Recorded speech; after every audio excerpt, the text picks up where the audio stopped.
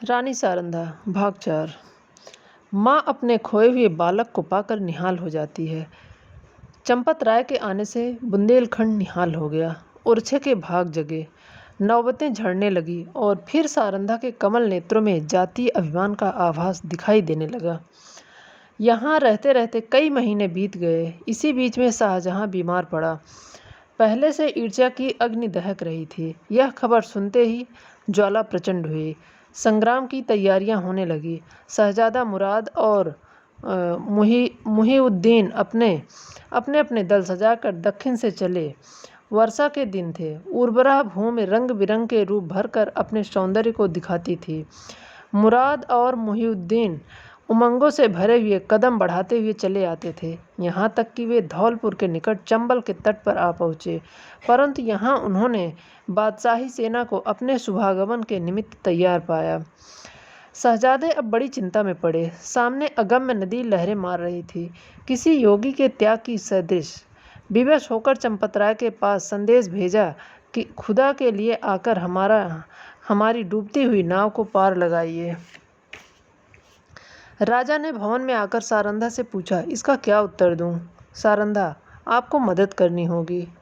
चंपतराय, उनकी मदद करना दारा सिकोह से वैर लेना है। सारंधा, यह सत्य है, परंतु हाथ फैलाने की मर्यादा भी तो निभानी चाहिए।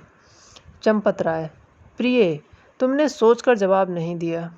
सारंधा, प्राणनाथ, मैं अच्छी तरह जानती हूँ कि यह मार्ग कठिन है और अब हमें अपने योद्धाओं का रक्त पानी के समान बहाना पड़ेगा, परंतु हम अपना रक्त बहाएंगे और चंबल की लहरों को लाल कर देंगे। विश्वास रखिए कि जब तक नदी की धारा बहती रहेगी वह हमारे वीरों की कीर्तिगान करती रहेगी। जब तक बुंदेलों का एक भी नाम लेवा रहेगा, ये रक्त बिंदु उसके माथे पर केसर का तिलक बनकर चमकेंगे। वायुमंडल में मेघराज की सेनाएं उमड़ रही थीं। ओरछे के किले से बुंदेलों की एक काली घटा उठी और बेग के साथ चंबल की तरफ चली। प्रत्येक सिपाही वीर रस से झूम रहा था। सारंधा ने दोनों राजकुमारों को गले से लगा लिया और राजा को पान का बीड़ा देकर कहा, बुंदेलों की लाज अब तुम्हारे हाथ है।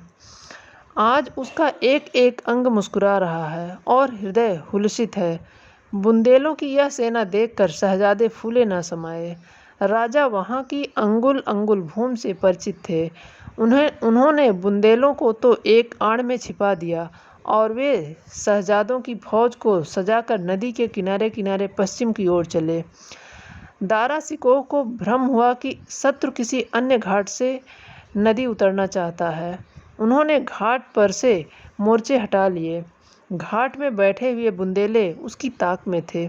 बाहर निकल पड़े और उन्होंने तुरंत ही नदी में घोड़े डाल दिए। चंपत राय ने शहजादा दारा सिकोह को बुलावा देकर अपनी फौज घुमा दी और बुंदेलों के पीछे चलता हुआ उस पार उतार लाया।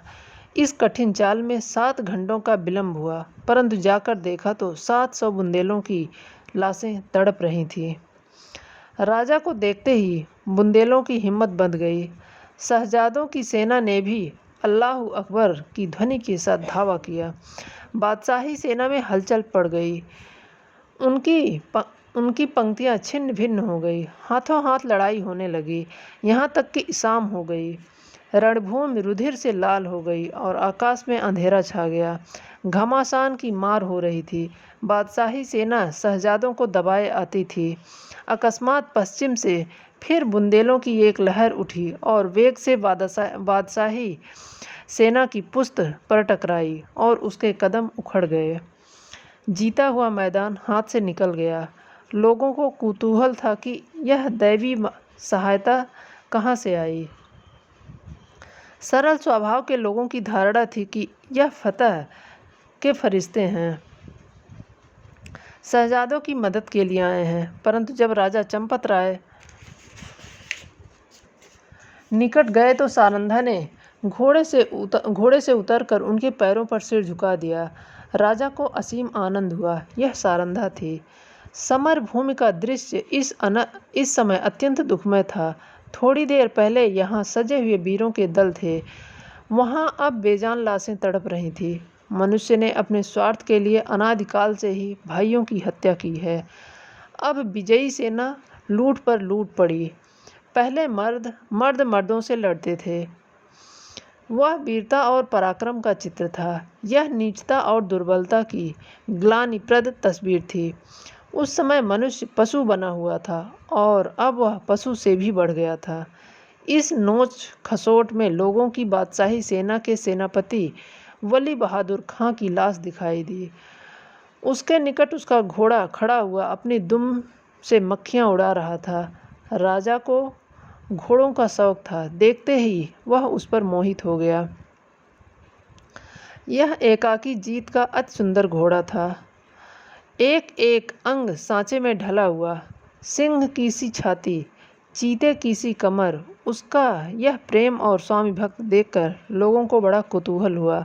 राजा ने हुक्म दिया, खबरदार, इस प्रेमी पर कोई हथियार न चलाए। इसे जीता पकड़ लो। यह मेरे अस्तबल की शोभा बढ़ाएगा। जो इसे मेरे पास ले आएगा उसे धन से निहाल कर दूंगा। योद्धागण चारों ओर से लपके, परंतु किसी को साहस ना होता कि उसके निकट जा सके। कोई चुमकार रहा था, कोई फंदे में फंसाने की फिक्र में था, पर कोई उपाय सफल ना होता था। वहाँ सिपाहियों का मेला सा लगा हुआ था। तब सारंधा अपने खेमे से निकली और निर्भय होकर घोड़े के पास चली गई। उसकी आंखों में प्रेम का प्रकाश था, छल का नहीं। घोड़े ने सिर झुका दिया। रानी ने उसकी गर्दन पर हाथ रखा। वह उसकी पीठ सहलाने लगी। घोड़े ने उसके अंचल में मुंह छिपा लिया। रानी उसकी रास पकड़कर खेमे की ओर चली। घोड़ा इस तरह चुपचाप उसके पीछे चला मानो सदैव से उसका सेवक है। पर बहुत अच्छा होता कि घोड़े ने सारंधा से भी निष्ठुरता की होती।